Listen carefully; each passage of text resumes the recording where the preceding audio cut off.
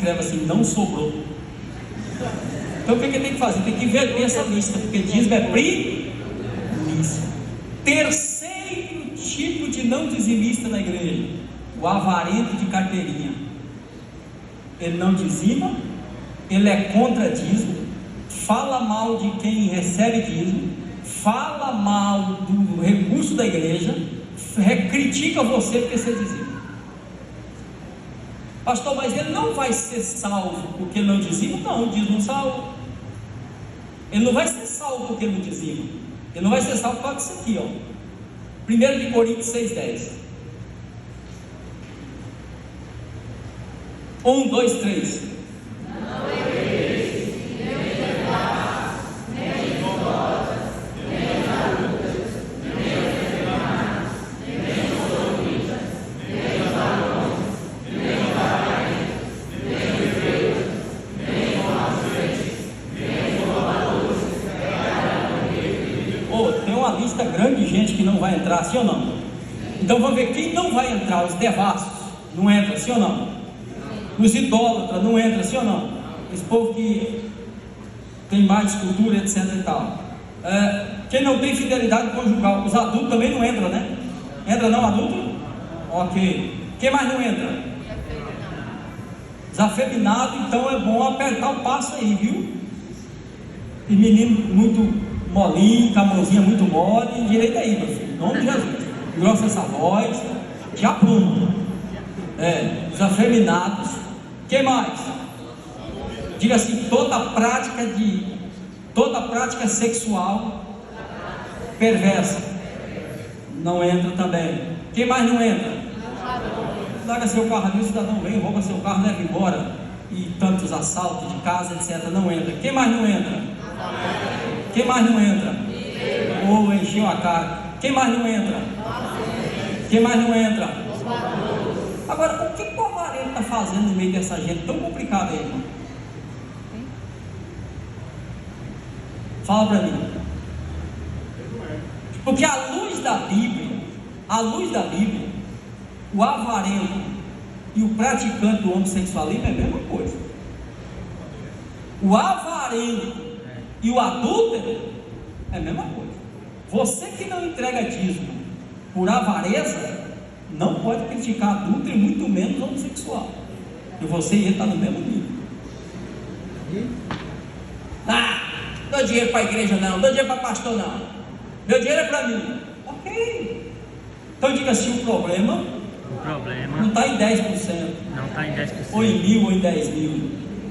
Diga assim: o problema está na motivação pela qual eu não faço. Já vou falar de dízimo, mas vamos ver mais um pedacinho do avarento. Vai lá em Provérbios 23:6. Olha a recomendação bíblica em relação à avareza. Está escrito aí: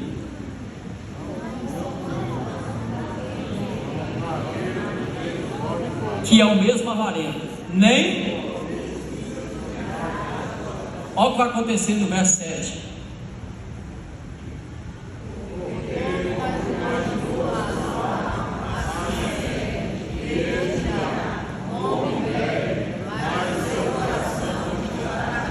Olha o que vai acontecer com você agora por frequentar a casa de avarento, por ter amizade com avarento, por ir para restaurante com avarento.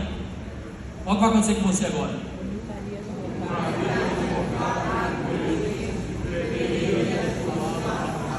O que a Bíblia está ensinando, irmão? É tão persuasiva a presença do avarento que eu não devo nem comer com ele. Eu não devo estabelecer relacionamento, porque todo avarento é egoísta, é narcisista. De cada 5 divórcios hoje, irmão, eu ministro sobre família direta. 5 divórcios, 3 está ligado de forma direta à finança. Por quê? Porque o avarento não consegue compartilhar nem em casa. É ele e somente ele. Ele não transborda em nenhuma boa obra, porque ele é idólatra. Então, no pensamento dele perder o recurso que tem, dele perder qualquer valor, ele passa até mal. só de pensar nisso. Por isso que ele desencadeia o quê?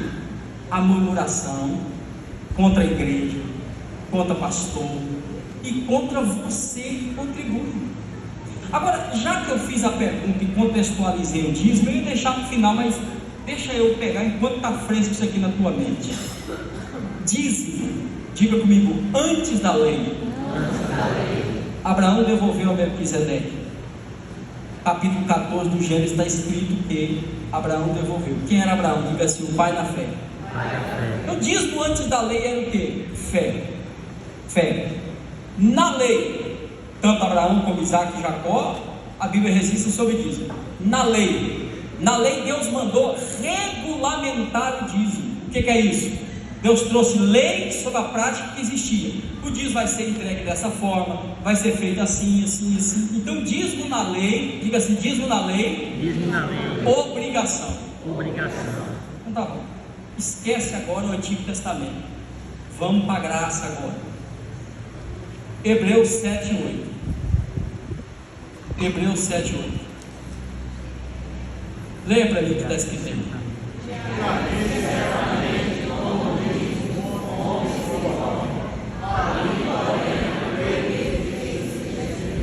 Segura aí que eu preciso introduzir isso aqui.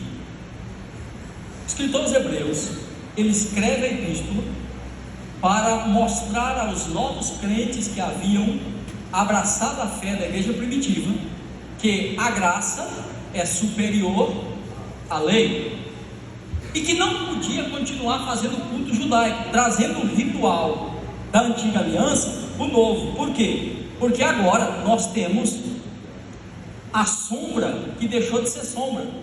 E aí ele vai mostrar que Cristo é superior à lei. E quando ele vai mostrar isso, ele vai mostrar as funções sacerdotais. Então ele vai dizer que Cristo é um sacrifício mais perfeito, e ele vai dizer que Cristo é um sacerdote mais perfeito do que os sacerdócios que havia passado. Preste muita atenção para você tirar sua dúvida sobre isso aqui. Ele vai dizer que Cristo é um sacerdote superior. Então, o que o escritor Hebreus está fazendo no capítulo 7? Ele está simplesmente provando que Jesus é o sumo sacerdote da nova eterna aliança, e ele é superior ao sacerdócio de Melquisedeque, e é superior ao sacerdócio levítico. Ok. Só que agora ele vai provar como ele é superior. Então ele vai falar, pastor Júnior, sobre funções que o sacerdote tinha. Pasme vocês. Ele poderia ter falado em qualquer outra função do sacerdote. Ele poderia ter falado da função do holocausto. Ele poderia ter falado da função de estar no altar acendendo fogo, do sumo sacerdote e entrar no Santo Santo. Não. O que é que ele vai fazer? Ele vai pegar a função sacerdotal de receber dízimo. Então ele disse: Cristo é um sacerdote superior a Melquisedeque, que recebeu dízimo de Abraão, mas ele é maior do que a casa de Levi, que recebeu dízimo de Israel o tempo todo. Ali recebem dízimo homens que morrem. Aqui, porém, aquele de quem se testifica que vive. Aqui aonde? Na graça. Quem é que recebe dízimo na graça? Não é Melquisedeque que recebeu de Abraão, não é a continuação da lei. Dízimo na graça é entregue ao próprio Cristo. Por isso que o meu compromisso com o dízimo é até aqui, ó. Meu compromisso com o dízimo é até aqui. Se eu entregar o dízimo aqui e a administração da igreja colocar fogo nele aqui, eu não tenho nada a ver com isso. Porque eu não fui chamado para administrar, eu fui chamado para devolver, porque ele não me pertence. Não, pastor, eu compro meu dízimo de cesta básica. Então você está no lugar errado. Isso aí é lá no centro espírita, onde faz obra de caridade para ser salvo pela fé. Aqui não, aqui é entregue no altar do Senhor, conforme o preceito bíblico. E Deus estabelece cada um, porque o dízimo não pertence ao crente e o dízimo não pertence à igreja. O dízimo pertence a Deus. Ele deixa na mão do crente com fidelidade e deixa na mão da igreja do altar para manutenção. Então não existe essa palavra meu dízimo, não é seu, você devolve. Levítico 27, eu devolvo o dízimo. Então o que é o dízimo na graça? Dízimo na graça não é obrigação. Dízimo na graça é fruto de salvo. Eu não dizimo para ser salvo, eu dizimo porque sou salvo. Glória a Deus. Porque mamão já saiu, a avareza foi quebrada. Então eu devolvo. Por que eu devolvo? Porque da mão dele veio, tudo eu torno para ele. Glória. Então diga comigo, dízimo é a prova de reconhecimento de que tudo pertence a Deus. Agora, olha o que diz Malaquias 3:9: com maldição sois amaldiçoados. Que maldição é essa que amaldiçoa? Dízimo só é bênção se estiver num lugar determinado. Por quê? Porque dízimo é santo. Diga assim, santo. A palavra santo é separado, irmão. O dia que Israel entrou na terra e tomou posse de Jericó, Deus disse: de Jericó vocês não tomem nada. A palavra no hebraico é sherem. Ela é santa, ela é consagrada para mim. Jericó é primícia, não toque nela. A Bíblia diz que Acã tomou parte do despojo, levou para casa e escondeu debaixo da tenda. Josué vai orar porque ele não entendeu que Israel foi derrotado diante da cidade de Ai. Ele diz: Deus, cadê a promessa? Deus disse: levanta, rapaz, o problema não está em mim, o problema é que tem maldição no vosso meio. Por que é maldição? Porque só é bênção se estiver num lugar determinado. Por isso que Malaquias diz: com maldição sois amaldiçoados. Então dízimo, meu irmão, não pertence ao crente. Em dízimo não se discute. Diga assim: dízimo traz a bênção da manutenção, a oferta traz a bênção da multiplicação. Agora nós vamos ver no segundo período que tanto dízimo como oferta, ele te conecta ao altar. E quando você vem ao altar, o altar vai a você. Então nós vamos entender mais tarde o segredo espiritual disso. O que R$1.000, que R$100, que 10%, pastor, tem a ver com coisas espirituais? Meu irmão, isso aqui não é Rotary Club, isso aqui não é associação de amigos de bairro, você não paga mensalidade, isso aqui é obra de Deus, isso aqui é casa do Senhor, tudo aqui é espiritual, tem um sentido espiritual. Você vai entender que o céu se move sim, quando você vem ao altar, o altar vai a você e te conecta no nível de prosperidade completo. Glória a Deus.